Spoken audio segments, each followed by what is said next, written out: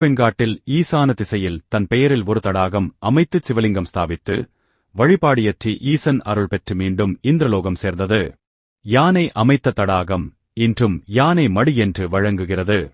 யானை வெண்காட்டில் தவமியற்றியதை திருஞான சம்பந்தர் வெள்ளானை தவஞ்செய்யும் மேதகு வெண்காட்டான் என்றும், யானை வழிபட்டதை பெரிய உருவத்தானை வணங்கும் வெண்காடை என்றும், இந்திரன் கைந்திரம் வழிபட நின்ற கண்ணுதல் என்றும், யானை அருள் பெற்றதை அடைந்த ஐராவதம் பணியமிக்க தனக்கருள் சுரக்கும் வெண்காடு என்றும் பாடுகிறார். திருநாவுக்கரசர் வெள்ளானை வேண்டும் வரங்கொடுப்பர் என்று பாடுகிறார். முற்கல முனிவரின் குமாரரான சிவபிரியர் திருவெண்காட்டிற்கு வந்து ஈசனை வழிபாடு செய்து கொண்டிருந்தார். ஒருநாள் அவர் தாமரை மலர்களை கொய்த்து வரும்போது ஐராவதமெனும் யானையால் தாக்கப்பட்டார். அவர் நெஞ்சினுள் அஞ்செழுத்து அழுந்தியிருந்ததால் யானையின் கொம்புகள் அவரை குத்தாது யானையின் முகத்தில் அழுந்தி வயிற்றினுள் சென்றது. யானை நல்லுணர்வு பெற்று சிவபிரியரிடம்